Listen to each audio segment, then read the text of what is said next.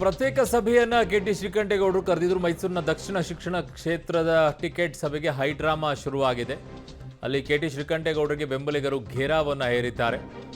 JDS BJP ಸಭೆಗೆ ಹೋಗದಂತೆ ಬೆಂಬಲಿಗರು ಅಡ್ಡಗಟ್ಟಿದ್ದಾರೆ.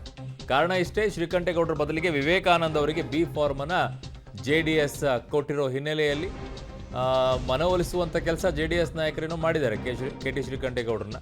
ಬಟ್ ಈ ನಡುವೆ ಪ್ರತ್ಯೇಕ ಸಭೆಯನ್ನ ಕೆ.ಟಿ. ಶ್ರೀಕಂಠೇಗೌಡರು ಕರೆದಿದ್ರು. ಸೊ ಹಾಗಾಗಿ ಮೈತ್ರಿ ಸಭೆಗೆ ಹೋಗಬೇಡಿ, ಪಕ್ಷೇತರ ಅಭ್ಯರ್ಥಿಯಾಗಿ ಸ್ಪರ್ಧಿಸಿದ ಅಂತ ಬೆಂಬಲಿಗರು ಪಟ್ಟು ಹಿಡ್ಕೊಂಡು ಕೂತಿದ್ದಾರೆ. ಈಗ ಏನಾಗುತ್ತೆ ಏನಿಲ್ಲ ಗೊತ್ತಿಲ್ಲ, ನೋಡಿ ಅಲ್ಲಿ.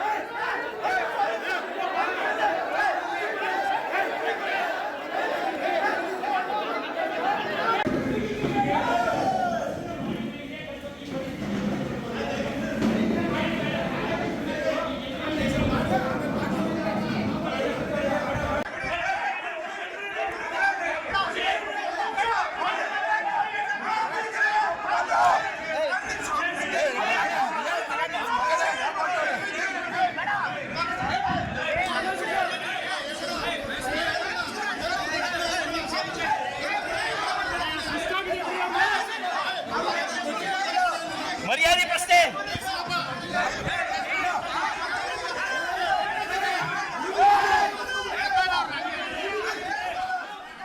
ಸಾರಾ ಮಹೇಶ್ ಅವರು ಇದ್ದಾರೆ, ಪುಟ್ಟರಾಜ್ ಅವರು ಕೂಡ ಇದ್ದಾರೆ. ಅವರ ಮುಂದೆನೇ ಈ ರೀತಿಯಾಗಿ ನಡೀತಾ ಇದೆ. ಎಲ್ಲಿ ಹೋಯ್ತು ಆ ಶಿಸ್ತು, ಏನು ಅರ್ಥ ಆಗ್ತಿಲ್ಲ.